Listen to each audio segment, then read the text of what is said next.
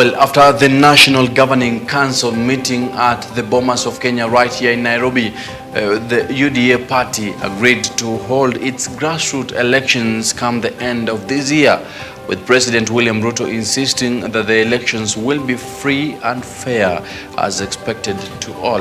Well, that shall be coming right up in a few minutes from now, but starting us off this night, opposition leader Raila Odinga has criticized the government's plan to lease out some of the key Kenya Port Authority assets to private investors.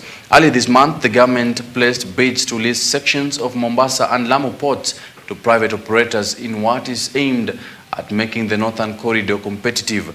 Odinga says the opposition will oppose such a move by all means, and addressing police brutality witnessed during the anti-government demonstrations, Odinga has noted that Azimio will ensure the victims receive compensation outside the ongoing national dialogue. 2010 Constitution provided a platform from which Kenyans can directly benefit from the national cake through devolution. The objective of our meeting is to ensure that county governments and Azimio la Umoja One Kenya coalition work effectively to the satisfaction of the people. After all, a good leader is measured not by the words he or she says, but by what they do to change the lives of the people who put them into office. The meeting took stock of ups and downs of devolution for the past 1 year after the August 9th, 2022 general election, and particularly the challenges county governments face in the delivery of services to the electorate. Governors and deputy governors present made presentations about financial challenges and bottlenecks they encounter as they discharge their constitutional duties. The biggest problem in the country today is the high cost of living, over-taxation, increase in fuel prices, and unemployment. It is worth noting that the financial problem the country is facing has led to the stagnation of the projects in the counties due to the delayed reimbursement of money by the national government. Whereas county governors are trying hard to discharge their duties as prescribed in the 2010 Constitution, the national government is, on the other hand, trying much harder to pull down their legs and suppress them.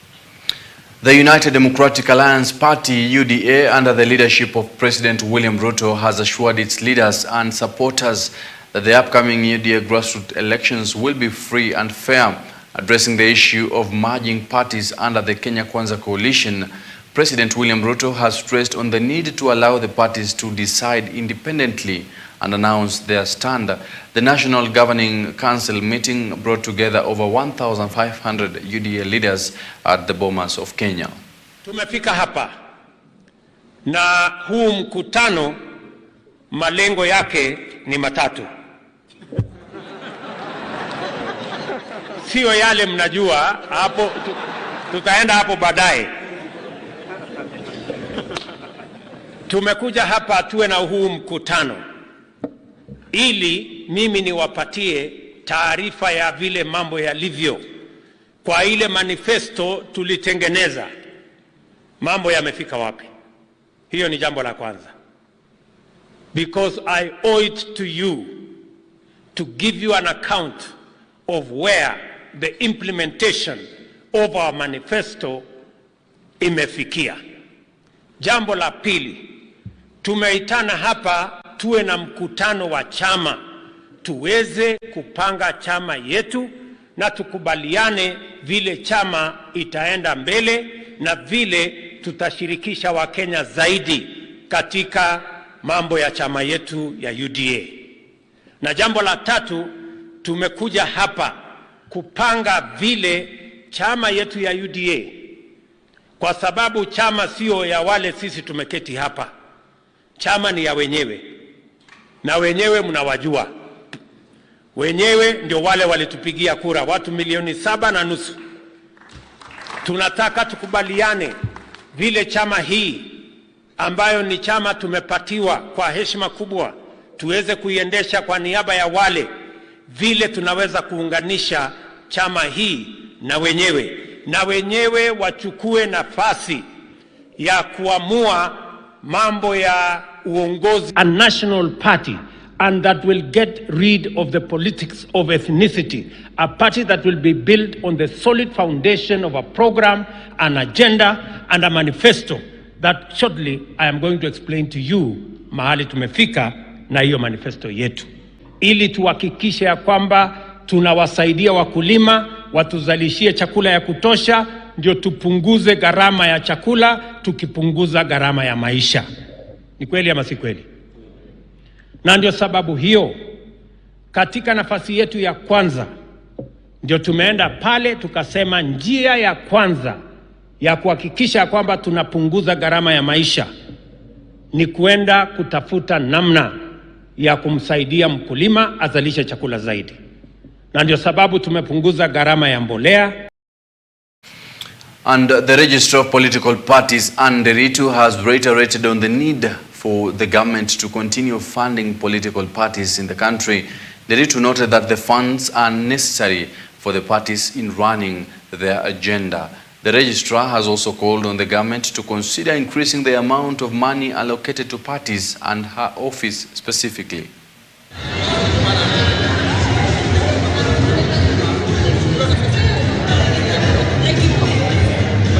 Mjadala inaendelea ya kusema kwamba political parties fund aidha iondolewe au ikatwe. Sisi kama ofisi ya msajili wa vyama tunatetea political parties fund hata iongezwe, kwa sababu ina umuhimu wake. Political parties fund katika nchi ambazo hata zimeendelea vyama vinapewa pesa. Na sisi kwa sababu ni demokrasia ambayo inakuwa, tunaomba serikali ya Kenya itaendelea kufund political parties na hata iongeze au ifikishe hiyo 0.3%. Tunajua kwamba economy ni baya, lakini tunakubali kwamba hiyo pesa inaweza enda ikiongezwa pole pole mpaka ifike hiyo 3%. And moving to Nyanza, religious leaders and the Nyamira Council of Elders have called on county political leaders to hold reconciliation talks as a motion to impeach the governor proceeds to debate on the floor of the assembly come next week on Tuesday.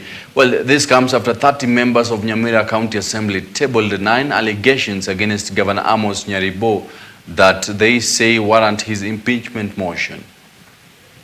Wakae pamoja, badala ya kuja kutafuta tarehe ya kuja kumuimpeach, wakae pamoja, wasungumuze. Ikiwa inawezekana walete hata viongozi wengine kati yao, wafanye mediation kati ya gavana na MCAs na sisi wananchi ambaye ndio tuliwapa kazi. Ninaomba gavana na ninaomba hao ambao ni MCAs, kama itawezekana watualike ili tusaidiane kutafuta suluhu. Hatuna sababu ya malumbano, maana katika malumbano hatupati suluhu ya kitu chochote. Tunahitaji tuwe na mjadala, upande mmoja utoe hoja zake, upande mwingine utoe hoja zake, na tutafute suluhu kati ya hizo hoja ambazo zitakuwa zimetolewa. Now, Felix Kosgei has noted that the government is committed to ending corruption within the public sector. Speaking to the top police bosses and security stakeholders, Kosgei noted the police service should be corrupt-free, and Kenya Kwanza government is set to ensure that Kenyans trust the police service. Kosgei has warned police against engaging in corruption, noting that those found culpable will be dealt with from an individual level. Iganga picha za zile watu wamenini.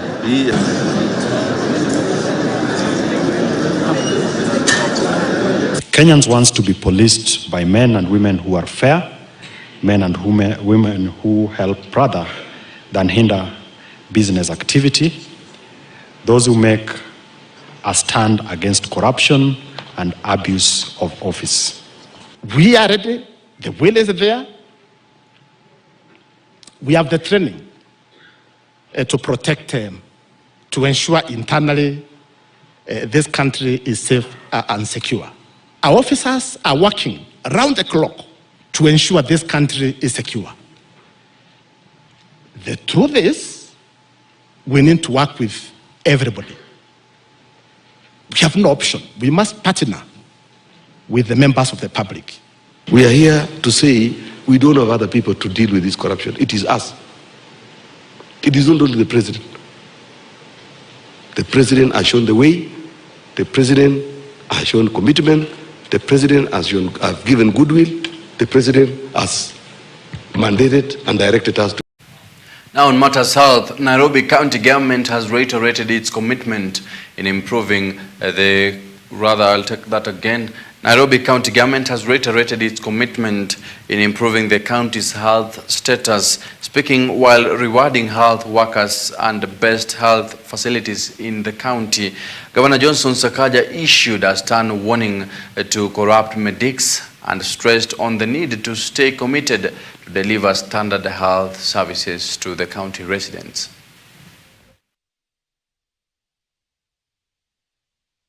That's my work. You have to say that as you do that. Okay, great. Okay, thank you. Quality is one key component which adds value to our day-to-day services and to our clients. We therefore must endeavor to work towards continuous quality improvement and adhere to the set standards and surpass those standards in health service delivery. As healthcare professionals, it is our duty not only to meet our clients' expectations in terms of the quality of care, but also to surpass them. In this regard, Nairobi City County is resolute in its responsibility to provide accessible, equitable, and sustainable healthcare services to the people of Nairobi and beyond. We serve not just Nairobians, we serve people from all across, including our neighbors. My people, I know you guys work very hard, and people don't appreciate you enough. And so today we're just here to appreciate the effort that you put in. We know the sacrifices that you make. We know how many times you go into your pockets just to support the work that you're supposed to do. And we really just want to say thank you. Thank you for the work that you're doing. I know most people believe that private facilities are the best facilities around, but Your Excellency, I want to assure you that your government, our county facilities, we have the best. If you go to Mbagathi, we have the best newborn unit. We also have the best neonatal intensive care unit, the NICU, Your Excellency. And this is support we have received from your. While crossing over to Kirinyaga County, health experts have warned that the number of Kenyans suffering from heart diseases is likely to increase. Speaking in Kirinyaga County during World Heart Day, the county's health CEC George Karoki noted that they are working hard towards addressing the over 180 cases in the county. Currently, health officials have called on Kenyans to observe their nutrition and lifestyle as a way of reducing the increasing cases of heart diseases.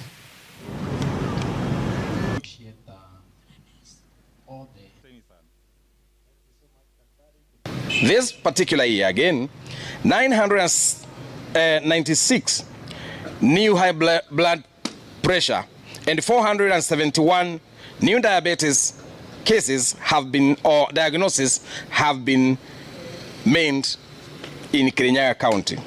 Kirinyaga County government, through the leadership of our able governor, Her Excellency Anne Waiguru, has embraced and prioritized halting and reversing the rising burden of non-communicable diseases in our population.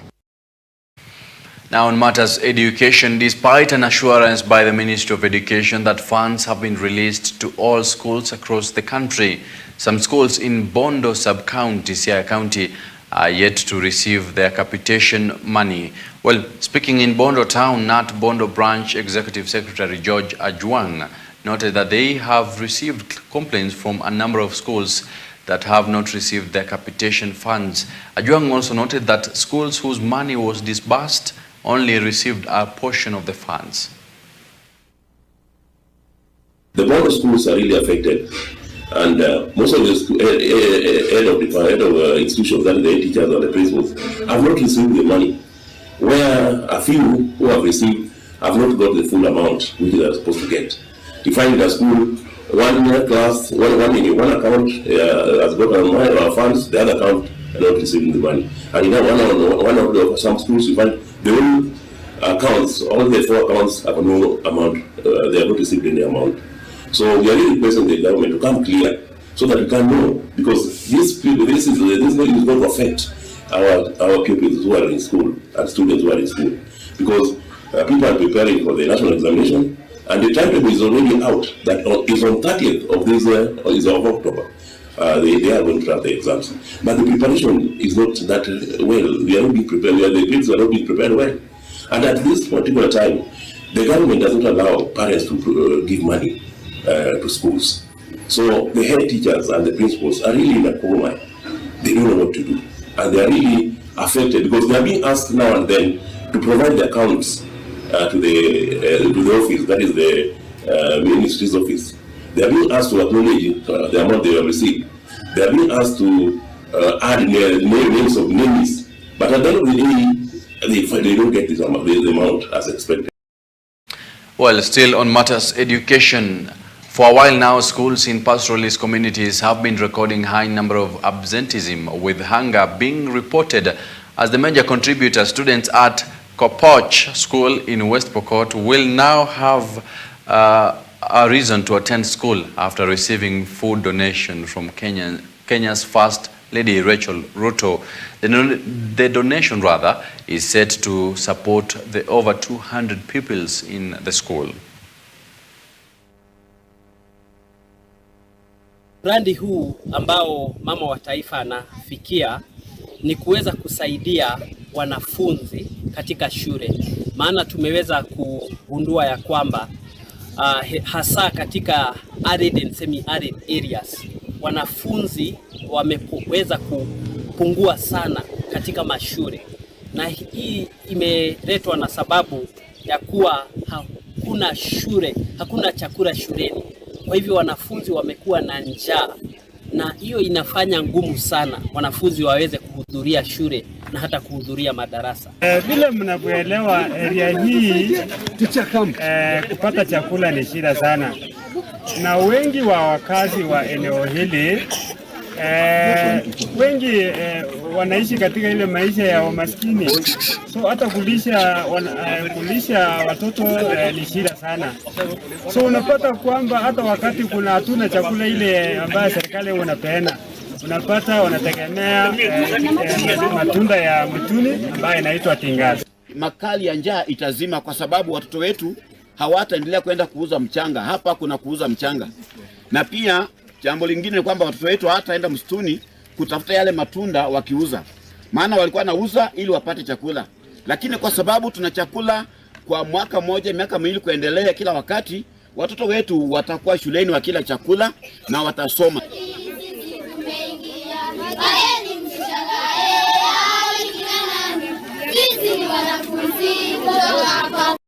While in Murang'a County, Correctional Services Principal Secretary Salome Biako has said that the Prisons Department of Education is working in collaboration with other stakeholders to boost formal education to inmates. The PS also noted that many inmates have requested to be provided with formal education to allow them have valid certificates once they end their service term. Prisons are very well kept. The probation the probation office in Murang'a East is state of the art. We are very happy to see the kind of activities that are taking place in the prisons. We have seen which areas we can improve.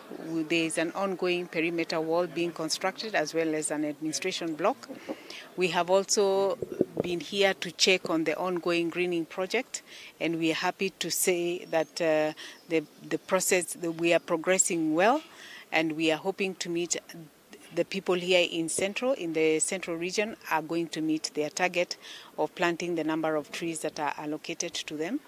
And we are happy to see the progress, and we are happy to see the inmates are actively engaged in vocational training to enable them acquire skills that will be useful to them when they leave prison, especially skills relating to carpentry, welding, tailoring, masonry, knitting, and cottage industries, which are ongoing.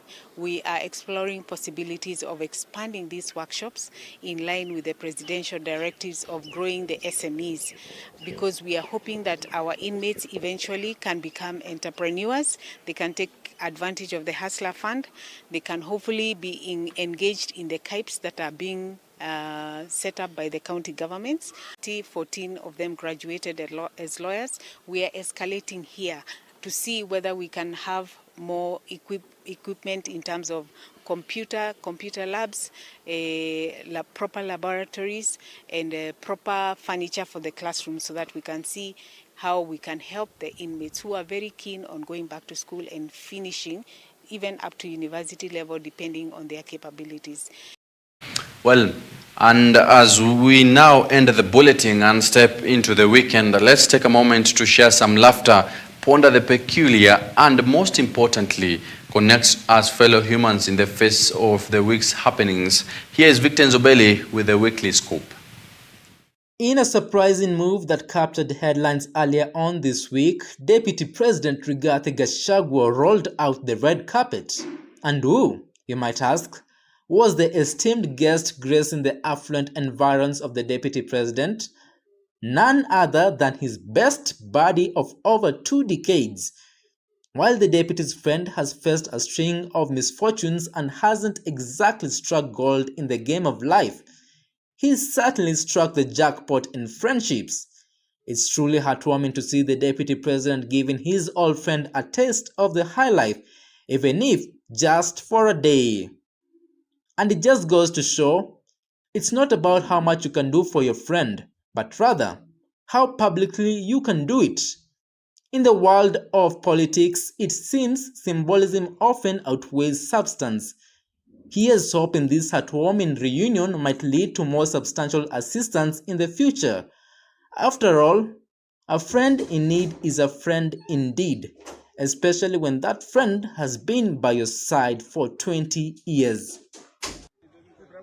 This story tonight will have you tapping your toes and clapping your hands. In a bizarre turn of events, 2 would-be thieves got more than they bargained for when they tried to rob a local store. These aspiring criminals thought they could make a clean getaway, but the citizens of this town had a different idea. Instead of calling the police, they decided to put on their little show. Talk about a twist of fate. The thieves were probably expecting handcuffs, but they got a dance-off instead. They came to steal stuff and ended up stealing the show. The moral of the story, folks, is that crime doesn't pay, but dancing might just earn you a standing ovation. And remember, if you're thinking of a life of crime, you better brush up on your dance moves first.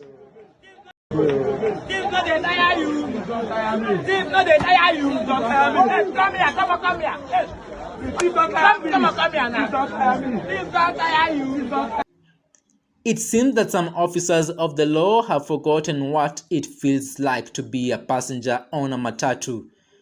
Earlier on this week, a police officer boarded a matatu, presumably to enjoy the scenic route like any other ordinary Kenyan, but things took a bizarre turn. As the conductor came around to collect bus fare, our officer, in a bold move, refused to pay the fare. Some might say he was just exercising his right to remain silent about paying, but the plot thickens. When the conductor insisted on collecting the fare, the officer decided to conduct his own type of business and arrested him. Talk about not paying your fair share. Local residents were not having any of it. They intervened, reminding the officer it's fair to ask for fare. It just goes to show, no matter the badge or the uniform, when you are on a matatu, it's best to stick to the routine. Taking the biblical story of Daniel to heart, and perhaps a few pages too literally, meet Pastor Daniel. not to be confused with the biblical Daniel, although he's certainly trying to be. He decided to lock himself in a lion's den to demonstrate his unwavering faith. He hoped to emulate the prophet's miraculous survival, but it seems he forgot one small detail. Back in the day, Daniel had divine intervention, while our modern-day Daniel just had, well, ambition. But fear not, before any of you animal lovers start fearing for the lions, they were quite the gentlemanly beasts. They simply looked him up and down, and perhaps, I guess the lions had already eaten their fill of scripture for the day. Sometimes it's best to let sleeping lions lie. And maybe, just maybe, not every biblical tale is meant for live action replay. To him, that may have been just a moment of perfection.